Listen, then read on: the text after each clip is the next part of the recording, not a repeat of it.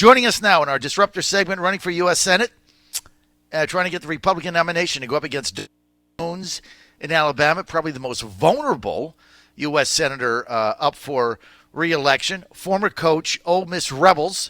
Former coach, head coach, Auburn Tigers, SEC rival. Former coach, Cincinnati, I think, and then ESPN. So he's been on TV a lot. He's got all that going on. And he's joining us now, trying to be a U.S. Senator from Alabama. Coach, good to have you. Good morning. If I was knowing you as an Ole Miss Rebel now, John, we'd had to talk before we got on this radio show. But, there's always two stories to that pine box, and you've only heard now, one what was side. the pine box story? Because that really aggravated us. Well, what was this? One day you and I will have to sit down and talk about that. And I think after you hear and of course you're going to read it in my book one day too, but there's always two sides. I loved Ole Miss. I got more friends over there than you can stir with a stick, but it was a great place to live and coach. I raised my kids. One was born there, and so got a lot of great memories, and it was a lot of fun. Well, it's a great community, great football community, and there's nothing like going to the Grove, and we've suffered now recently. We just haven't been able to put any consistency together on defense on the field. I mean, last year was just a nightmare. And this year I think a little bit better. But yes, when we get together, when I go to Alabama, you'll tell me the real truth behind the pine box story. Anyway, it's good to have you with us. Look, there's a Senate race in Alabama. Last time, many of us went through the Roy Moore debacle, and that's really what it was, Coach. That was a debacle beyond belief. I mean, the president backing Luther Strange. That turned out to be a disaster. The congressman from Huntsville, Mo Brooks, getting into the race, he split some of the vote. Then, as everyone knows, much to my chagrin, a lot of us got talked into backing Moore. I went down there for him personally, did a couple of radio shows. Then the nonsense came out when he was a younger person. Then he gets beat by Doug Jones. And the whole thing, I got to tell you, Coach, it puts such a distasteful, bad taste in so many people's mouths. And now the fact that he's running again, I think, is abysmal. I mean, I just want the guy to go away after last time. How do you get the nomination and win this race? Well, you're exactly right. We've got to get Doug Jones out of this seat. And this is the most vulnerable seat, I think, for the Senate race this year. This would be a great addition. And that's the reason I'm running. When I saw this happen, back in the special election, of course, all the millions of dollars that came in from the left to get him elected. He had very little money come in from the state of Alabama, small everywhere else. So I looked at it, talked to people for about 6-7 months, really got interested in it. I thought about running for governor. I want to do public service. I'm not the establishment. I'm not a career politician. And we've got to quit doing that or we're going to lose this country. Thank God for Donald Trump. I think people have seen what he has done. With very little help. He's got a group of senators that's helping him. Mitch McConnell's trying his best. There's people up there that want Donald Trump to be a success, but he's got a lot of people on both sides of the aisle that are from the swamp that don't want that to happen. So we've got to send somebody in this seat to Washington, D.C. that will help Donald Trump get his agenda passed. He's gotten a lot done. My gosh, he has saved this country. Absolutely saved this country in 2.5 years with very little help. We've got to give him more help in his second term. If you get elected to the U.S. Senate and you're the Republican nominee, how do you beat Doug Jones? Well, just go out in the grassroots. I tell you, the first 3 months, John, of being in this race, all I've done is get my truck, take off, go to the small towns, listen in the courthouses, in the city cafes, at the schools, hospitals, and I'm a listener, and I think we have to be more of a listener instead of a talker. And so I've pretty much been over all the state one time. Now I'll do it 2 or 3 more times before the primary in March. But just listening to the people, they want Doug Jones going. He does not represent what the people of Alabama want. When he voted against Brett Kavanaugh, he pretty much said, I'm with my party. I'm not with the people from the state of Alabama. So that's going to happen. Now we got to send the right person, and we just got to work. We got to work. Whoever wins this nomination has got to work. Got to have support all over the country. not just from this state. We've got a great opportunity here. I mean, a great opportunity to add one back. But we have other places, too, that we've got to work on across the country. But this is one that is very, very important to the country and to Donald J. Trump. We're with Coach Tommy Tuberville, former coach Ole Miss, former coach football Auburn, Cincinnati, ESPN commentator Tommy Tuberville, now running for the U.S. Senate in Alabama. He's in a contested Republican primary. There's a number of candidates, but in my mind, public candidate number one who cannot win is Judge Roy Moore. Nice guy, wonderful wife, too many problems, don't want to deal with him. And I got to tell you again, for those of us that were involved in that, it really was a heart-wrenching, terrible experience. And the fact that he's running again is just, I just can't believe it. I mean, I just don't want anything to do with it. So we need a nominee there who can win. He will lose. And I don't care how many votes he gets in the primary. Doug Jones, he beat him once, he'll beat him again. And then, then the president has to deal with him on the ballot. And then all that comes up. I mean, why on earth would we put ourselves in that position when we can nominate somebody like Coach Tuberville? Coach, tell me about the president's America First agenda. Do you believe in it, or are you going to be behind him? Oh, yeah. No. I tell you, just look what he's done, John. President Trump kind of reminds me of a football coach. He's been sitting on the sidelines for a while. And he gets that head coaching job, and he gets in the White House, and he had a plan from day one. Mm-hmm. He had a plan on what he wanted to do, how he was going to do it, the people he's going to put around. Now, it's very, very key in any business or football team or the White House that the head coach put people around you that support you, back you 100%, and go to war for you. I mean, watch your back and go out and battle for you every day. One person can't do it. I am shocked of how much he has gotten done pretty much with a few people in Congress and him alone just throwing at it right and left. But he had that plan going in. He had the plan to, with immigration. He had the plan to back our law enforcement. He had the plan to back our military, our vets. But look what he's got done in the economy and the regulations he dropped. The last administration almost put this country under. And we got to remember that. We got to remember every day of getting up wondering, what's next? What's going to happen to this country next? How much farther can we fall? And President Donald Trump got us off our knees and back on our feet. And that's a reason that we got to put him back in there, because that will allow him to fight even harder. But we've got to put people up there to help him. Now, it's going to be a small part, but we've got to put people up there that believe in what he believes, that will fight for him when he can't fight. And you got to fight hard. And, you got to have people who go up there to tell the other people, hey, you got to fight. You got to fight. You got to help this guy. Our country is in trouble. This is not a game. This is about life. This is about the citizens of this country regrouping and getting this country back going again. He's done pretty much all he can in his first 2.5 years. I hope to gosh, we put some more people up there, not just me, more people that will help him do what he wants to do and do what the citizens of this country want and deserve. All right, so right now you're in a field of how many Republican candidates are there in? 8, 9, 10? I mean, I lost count. A lot. John, I hadn't looked at news in 3 months. I think there's 4 or 5. I've seen one guy. I think I've seen 2 guys on the trail in 3 months, and they're not going to outwork me. I'll tell you that right now. I ain't going everywhere talking. I'm selling this country. I'm not selling me. I'm selling this country and Donald Trump. And but they might be 2 or 3 more people get in. But I've led in every poll that's come out since I got in.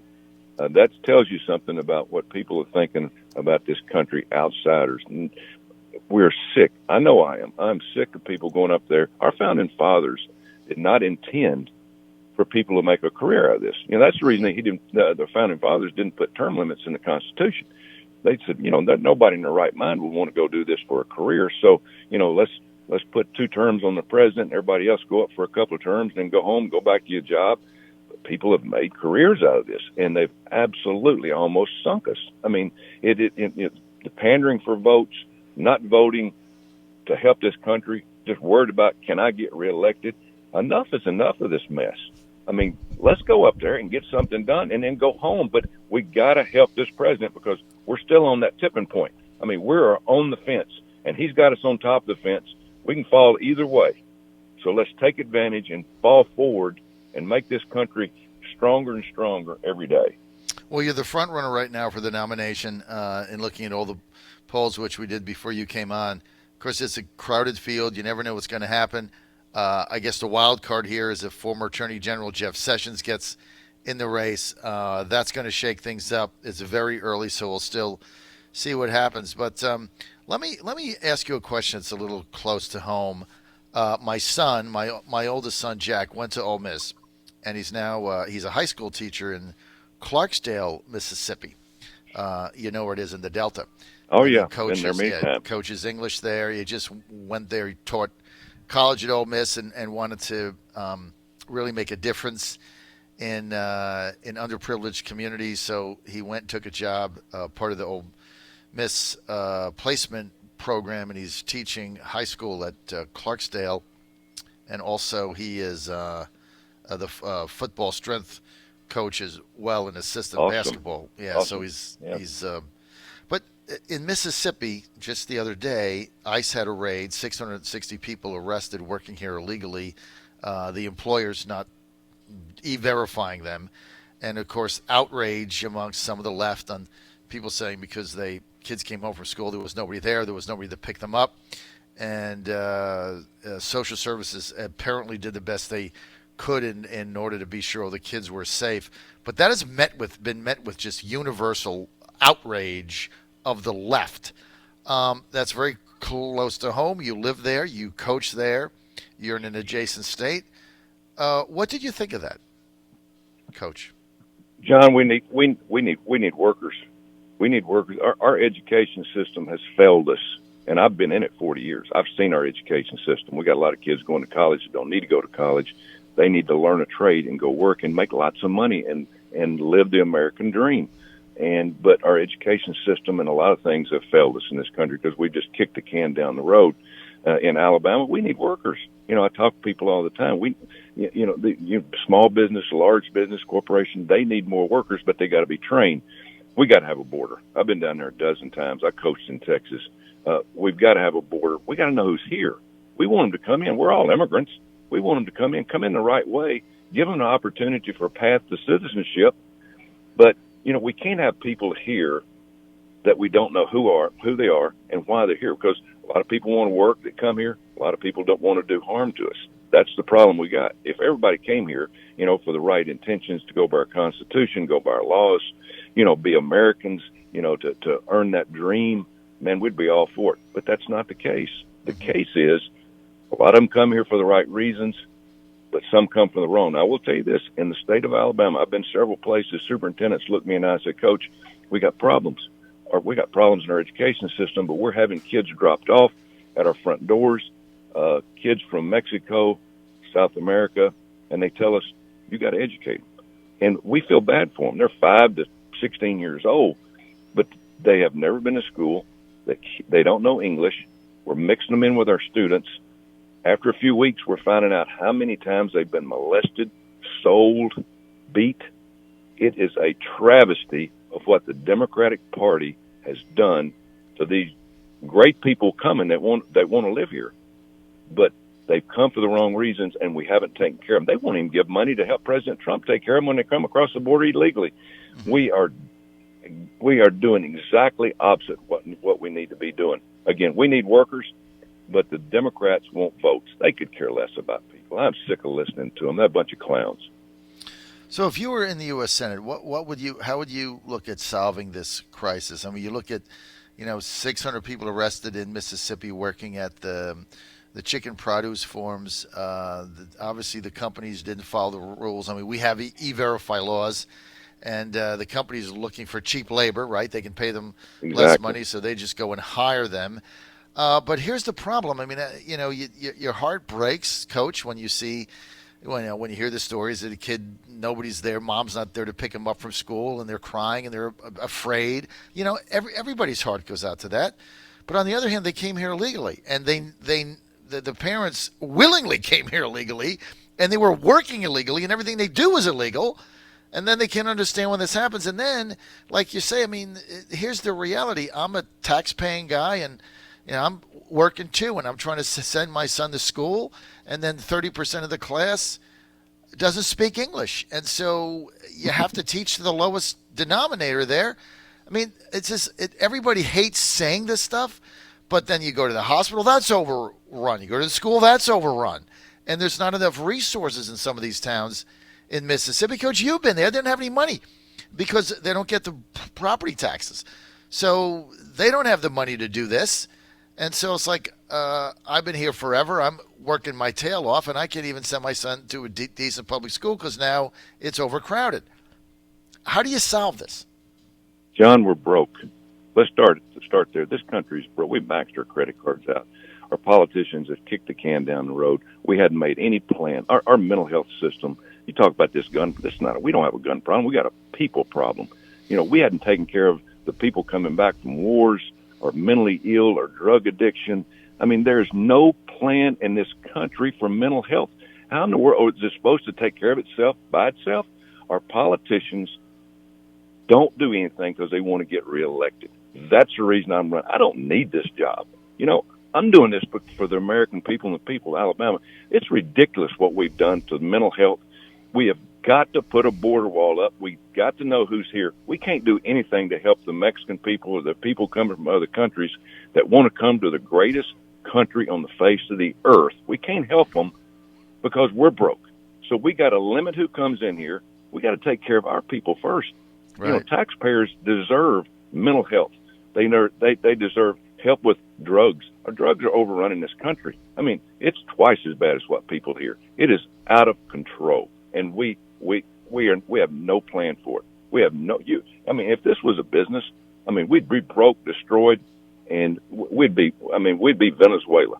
We have no plan of how to handle any problem in this country because it's about getting re-elected. And I am sick of it, and I'm listening to the people of Alabama. They're sick of it. Our health care is bad, but we've got to put a wall up. We got to let them in. We got to have workers. We got to know who's here. We got to treat them the right way. We got to get them educated and give them a pathway to citizenship.